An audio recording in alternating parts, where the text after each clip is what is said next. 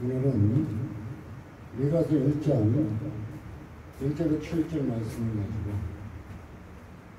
성전에 임하시는 하나님, 성전에 임하시는 하나님이라는 주제로 말씀의 은혜를 잠시 나누기로 합니다. 하나님 말씀에는 여호와께 성전에 계시니 너희는 그 앞에서 잠잠할지어다 이렇게 말씀하고 계십니다. 지금 이 순간 우리가 주안의 교회가 하나님께 예배하는 이 순간 하나님은 이 성전에 계십니다. 아멘. 우리의 찬양을 받으십니다. 우리의 기도를 듣고 응답하십니다. 또한 이 한 시간 하나님께서는 이 종의 입술을 빌려서 하나님의 거룩한 말씀, 하나님의 거룩한 말씀을 하나님의 사랑하는 자녀들에게 전하기를 원하고 계신다는 것입니다. 분명히 다시 한번 말씀드리지만 하나님은 지금 이 성전 안에 계십니다. 우리 인간은 음식을 먹고 살아가겠지죠. 그러나 우리 육신은 음식을 먹고 살아가야 하지만 우리의 영혼은 말씀을 먹어야만 한다는 것입니다. 그래서 이제 민수기에서 사람이 떡으로만 살 것이 아니요 하나님의 입에서 나오는 말씀으로 산다 이렇게 분명하게 말씀해 주고 있기도 합니다. 그래서 오늘 예배하는 모든 사람들이 하나님의 말씀을 듣고 하나님의 말씀을 통해서 그 말씀을 먹고 그 영혼이 강건해지고 영혼이 살고 축복받는 이런 시간이 되어지기를 바라겠습니다. 그런데 하나님의 말씀은 항상 우리에게 은혜와 축복만 주는 것이 아닙니다. 예수 믿는 많은 사람들이 축복 복만을 생각하고 이제 교회 다니는 사람들도 많이 봅니다. 하나님의 은혜만, 하나님의 축복만 생각하는 많은 사람들이 있습니다. 그런데 성경의 말씀을 찾아보면 하나님의 은혜와 축복은 분명하게 우리에게 주어집니다. 하나님을 믿는 자녀들에게 분명하게 하나님의 은혜와 축복은 주어집니다. 그런데 그에 앞서서 우리 하나님은 회개를 촉구하고 계십니다. 내게로 오라. 너희의 잘못된 삶, 너희의 잘못된 생각, 잘못된 모든 것을 버리고 하나님께로 나아오라고 회개를 촉구하는 말씀이 수도 없이 많이 나옵니다. 그리고 우리 하나님은 사랑의 하나님이니까 사랑으로만 대하셔 이렇게 착각하는 분들이 있습니다. 우리 하나님은 사랑의 하나님인 반면에 공의의 하나님이십니다. 그래서 하나님의 공의는 뭐예요? 죄 삭은 사망이기도 합니다. 그래서 하나님께서 사랑하시는 자들을 은혜와 축복도 주시지만 회개를 촉구하시고 또한 책망도 하십니다. 간혹 가다가 우리는 이런 얘기를 들을 때가 있고 이런 얘기를 하는 사람들도 봅니다. 아이 우리 목사님은 왜 내 얘기만 해? 왜 나만 책망하고 계셔? 그 목사님이 책망하신 건가요? 하나님께서 책망하신 것이죠.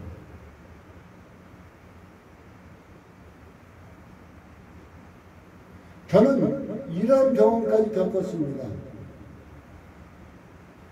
어느 한 목사님께서 그날은 축복에 대한 말씀만 쭉 전하셨어요. 여기저기서 아멘이 우렁차게 나옵니다. 복 받으라니까. 그런데 그 축복의 말씀을 듣는 순간에 제 한 가슴 한 구덩이를 내려치는 것 같은 이런 느낌을 받았습니다. 하나님의 말씀이 살아서 역사하기 때문에 아무리 축복의 말씀을 증거할지라도 내가 잘못된 삶, 잘못된 생각을 하고 있을 때는 거기서도 나를 책망하게 된다는 것입니다. 우리는 이제 예배 드릴 때 책망의 말씀이 나에게 떨어질 때 감사해야 돼요. 하나님 앞에. 아, 내가 이렇게 잘못된 것을 살고 있으니까 하나님께서 지금 이 순간 책망하시고 나에게 은혜와 축복을 주시려 하는구나. 나의 잘못된 것을 돌이키게 하시고 하나님께서 나에게 은혜 주시고 축복해 주시려 하는구나 하는 것을 우리는 알아야 할 것입니다. 우리 하나님께서는 회개도 촉구하고 책망도 하시는데 이것의 말을 듣지 않으면 채찍을 때리십니다. 구약 성경에 보면 이스라엘이라는 나라가 수마울 수 없이 채찍 맞는 과정이 나옵니다. 하나님께서 회개하라고 너 이거 잘못했다고 책망하고 하시는데 말 안 들어요. 말 안 들어 끝까지. 그러니까 채찍을 때리시기도 한다는 것입니다. 오늘 이 한 시간 우리 하나님께서는 우리에게 은혜와 축복을 주시기 위해서 성전에 계시면서 우리의 잘못된 것을 회개를 촉구하시며 책망도 하시고 또한 때리기도 하신다는 것을 우리는 기억해야 될 것입니다. 성전에 임하시는 하나님, 과연 어떻게 성전에 임하시는가? 왜 성전에 임하시는가? 성전에 임하시는 하나님을 위해서 나는 어떠한 유익이 있겠는가 하는 것을 살펴보겠습니다. 미가는 하나님의 임재를 선포했습니다. 오늘 하나님의 주께서 2절에 보면 성전에서 그리하실 것이다 하고 성전에서 주께서 모든 것을 하실 것이다 하고 미가 선지자는 선포했습니다. 이제 왜 임하시는가?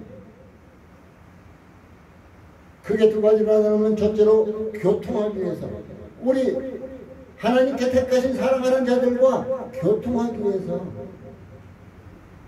어떻게 보면은 교제하기 위해서 대화하기 위해서 두 번째로는 우리가 듣기 싫어하는 말 심판하기 위해서 이제 성전에 임하신다는 것입니다. 교통하기 위해서 하나님은 우리에게 이 성전에 임하시고 하나님은 은혜를 베푸시고 예배를 받으시고 기도를 이 한 시간 동안 들으시고 신의 산에서 임하셨던 하나님은 모세를 통해서 모든 법을 가르쳐 주셨습니다. 지금 이 성전에 임하시는 하나님께서는 이 성경을 통해서 우리에게 하나님을 알게 하시고 하나님께 나아가는 법을 가르쳐 주시고 잘못된 것도 가르쳐 주고 계신다는 것입니다. 그래서 우리로 하여금 이제 모든 것을 알고 나아갈 수 있게끔 가르치고 알게 하시기 위해서 이제 성전에 임하신다는 것입니다. 또한 두 번째는 심판을 하기 위해서 임하신다 그랬어요. 아담과 하와가 범죄했을 때 하나님은 찾아오셨습니다. 아담아, 아담아, 내가 어디 있느냐고. 범죄한 후 모간 입으로 치마를 엮어서 돋고는 것을 가리고 하나님께서 동산 사이에 거신 걸 보고 나무 사이에 숨어버렸습니다. 그때 범죄한 아담을 하나님께서 찾아오셨습니다. 아담아, 아담아, 내가 어디 있느냐고 하시며 찾으셨습니다.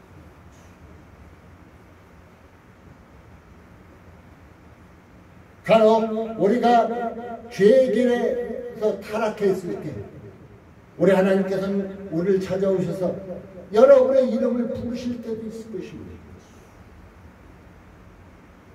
제 자신도 그런 것을 겪었어요. 야, 영식아, 너 거기서 뭐하고 있느냐고. 바벨탑을 쌓을 때 우리 하나님 찾아오셔서 이제 교만해진 그들을 흩으셨습니다. 소돔과 고모라가 죄악을 저지를 그 죄가 오죽했어요? 동성간에 연애까지 했죠. 어제 서울 강원에 그런 축제를 했죠. 서울에서. 그래서 한데 교회에서는 반대 축제를 했죠. 참으로 안타까운 일입니다. 참으로 남성의 모습을 태어났는데 그 마음속에 여성 호르몬이 많아서 여성의 모습을 따라가라 하는 사람들. 분명히 자기의 몸은 여성의 몸을 태어났는데 남성의 호르몬이 많아서 남성의 모습을 하려는 이러한 여성. 안타까운 일이기도 합니다. 그러나 성경에 분명히 말합니다. 레위기서 18장 22절에는 동성간에 연애를 하지 말 것을 하나님의 저주가 임한다고 말하고 있습니다. 소돔과 고모라가 그랬어요. 그때 찾아오셨습니다. 그래서 어떻게 했어요? 롯과 그 가족을 구원하시는 가운데 롯의 처는 자기가 살던 곳에 두고 온 것이 미련이 남아서 주의 말씀에 뒤돌아보지 말고 그냥 도망가라 하랬는데 뒤돌아보는 거로 소금 기둥이 되었다고 얘기합니다. 심판하시기 위해서 이렇게 오셨습니다. 또한 사대교회에도 찾아오셨습니다.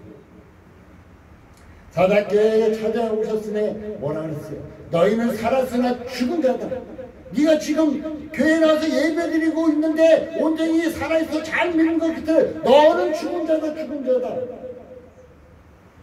왜? 하나님의 말씀을 듣고 깨우치지 않으니까 너는 많은 사람들 보기 너 교회 다니니까 사람 것 같은데 죽은 자다. 이렇게 말씀하고 있습니다. 그들에게 회개할 기회를 주셨습니다. 지금도 우리에게 찾아오셔서 회개할 기회를 주시고 계십니다. 야, 누구야? 하면서 우리의 이름을 부르면서 회개할 기회를 주십니다. 근데 사대교회 이름 회개하지 않았습니다. 회개하지 않는 자에게 하나님은 심판이 있습니다. 아담과 하와도 어땠어요? 서로가 미루었죠. 죄로 전가시켰죠. 그 심판이 임할 수밖에 없어요.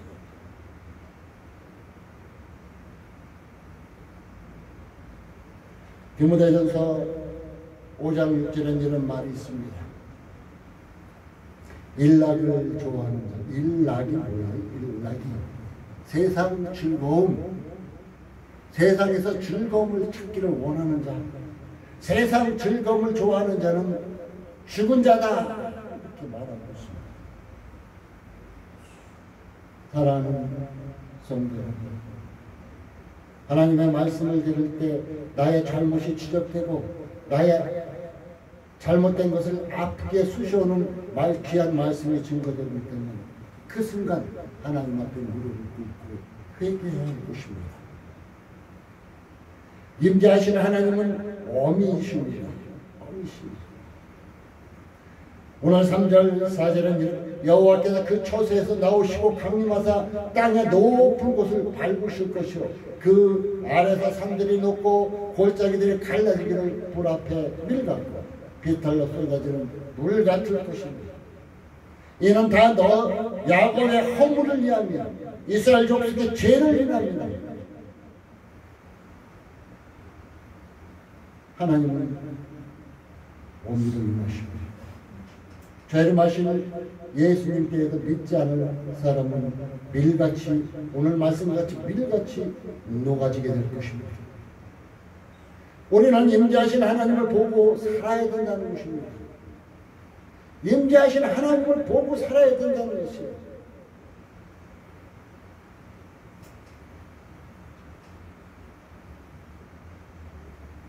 제가 우리 주안의교회 성도들을 늘 부탁드립니다.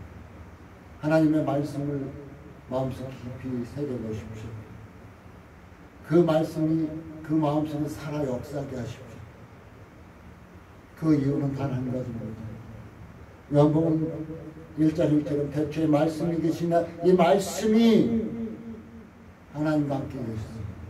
이 말씀이 이 천지를 창조하셨다고 했습니다. 그러면서 쭉 나가면서 나중에 이렇게 이 말씀이 육신을 입고 이 땅에 오셨다 그랬습니다. 그 말씀이 누구예요? 예수님이잖아요. 우리가 예수 믿는다 하면서 하나님의 말씀을 전혀 받아들이지 않고 있다면 어떻게 예수 믿는다고 말할 수 있겠습니까?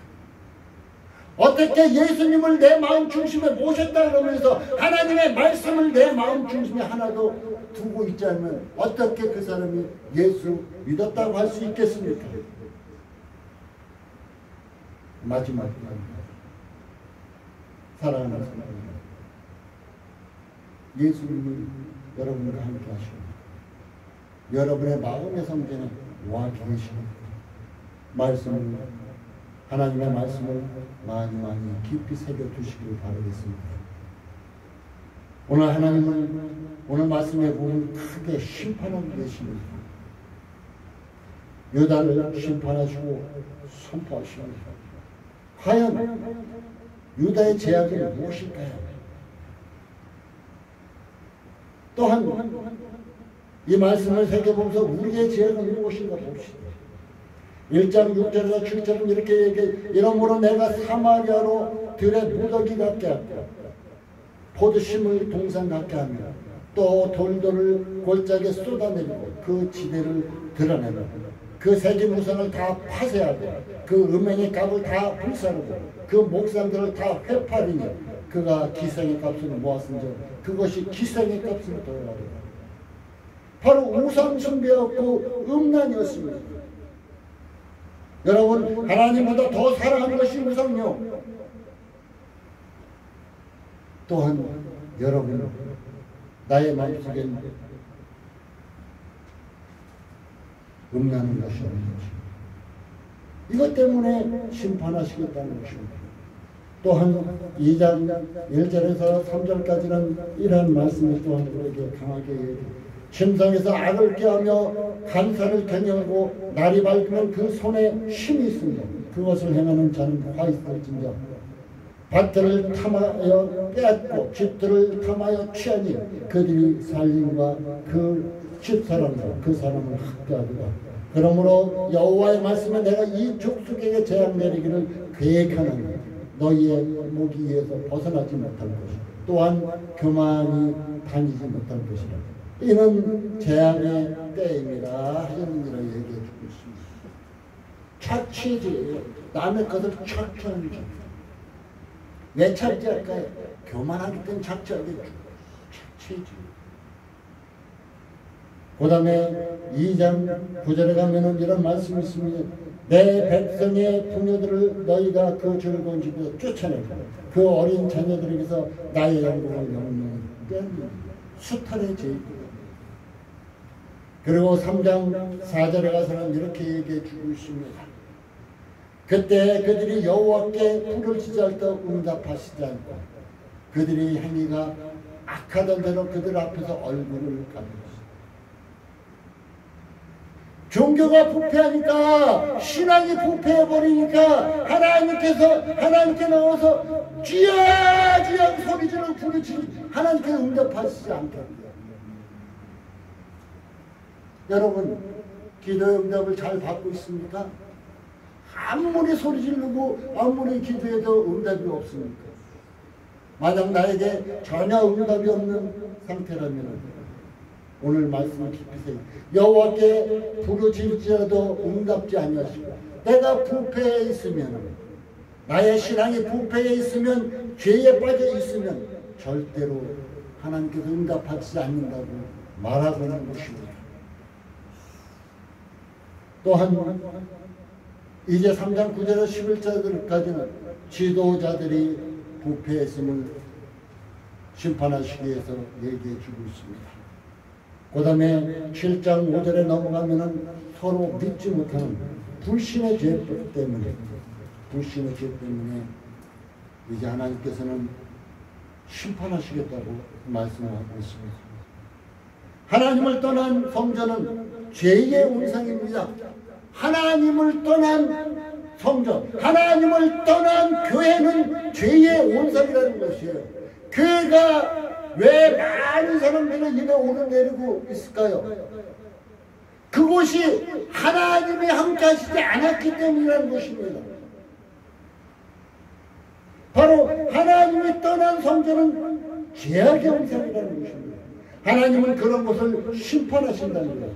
그래서 하나님께서 마지막 때에 교회로부터 먼저 심판하시겠다고 말씀하고 있는 것입니다. 우상 숭배하는 성전이나 말씀을 떠난 성전, 우상 숭배하는 성전 있어요. 교회 가보면은 말씀을 떠난 성전 많이 있어요. 목사들이 지 자랑만 하고 지 얘기만 엉뚱하게 떠들다가 설교 시간 다 하나님 말씀 얘기하는 설교 시간 다 빼앗고 내려가요. 그럼 뭐예요? 그게 말씀이 없는 교회, 말씀이 없는 교회는 결국은 뭐예요?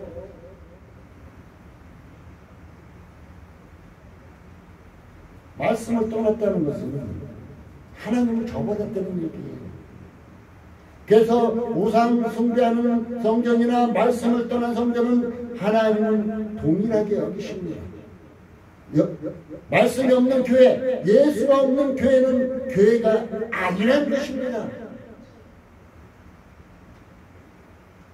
한마디로 단한주교에 마음속에 예수가 없으면, 마음속에 말씀이 없으면 성도가 아니다, 이렇게 말할 수 있는 것입니다. 오늘 이런 자를 우리 하나님께서는 심판하러 오셨다는 것입니다. 사랑하는 성도 여러분, 우리가 해야 할 것은 이제 지금까지 하나님께서 심판하시기 위해서 오셨는데 그것을 이제 이기고 하나님께서 축복하시기 위해서 성전에 이루하셨는데 그 은혜와 축복을 받아들이기 위해서는 우리가 어떻게 해야 될까요?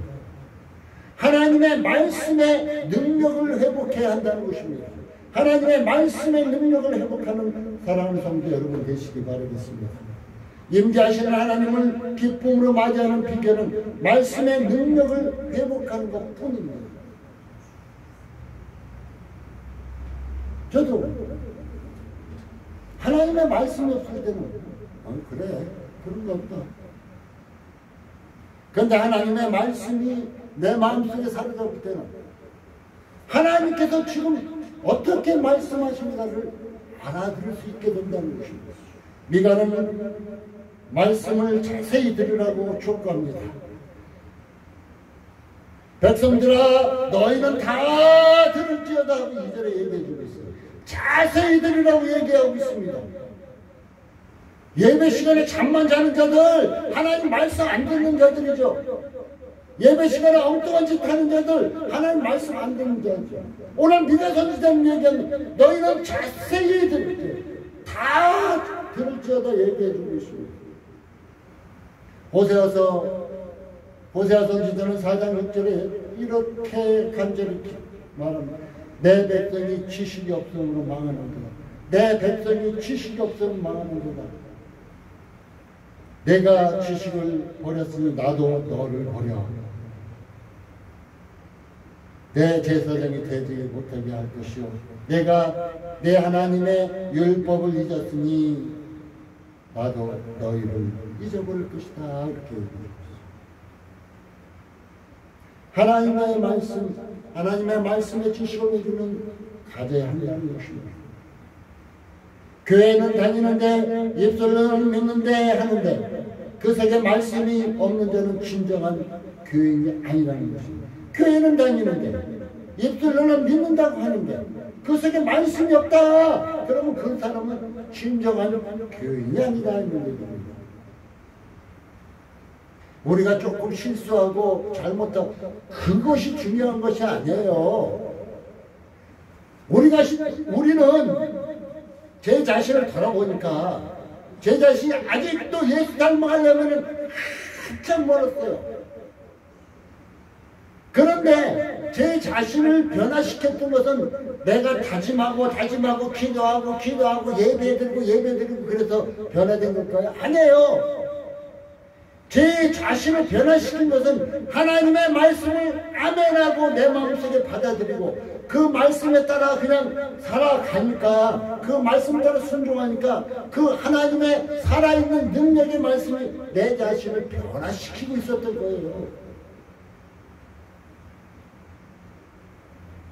여러분, 그러면 우리는 예수 믿어서 저 잘못해서 뭐하네, 이것보다 더 중요한 것이 바로 하나님의 말씀이 그 속에, 그 사람 속에 있냐 없냐, 하나님이 함께 하시냐 안 하냐, 이것이 더 중요하다는 것입니다. 교회 다니는데 입술로는 믿는다 하는데 그 속에 말씀이 없는 자는 진정한 교인이 아니다. 그래도 자신이 잘하고 있다. 난 그래도 잘하고 있지? 잘하고 있어. 이렇게 생각한다면 사막의 신기루와 같다. 사막의 신기루는 뭐예요? 멀리서 보면 저 물 있을 것 같아요. 아무것도 없어요. 신기루. 유다는 우상 대신 기복 종교를 놓았습니다. 축복만 말하는 현 기독교인과 별반 다를 게 없다는 거예요. 축복만 말하는 현 기독교인과 다를 게 없다는 것입니다. 기독교는 말씀이 살아야만 합니다.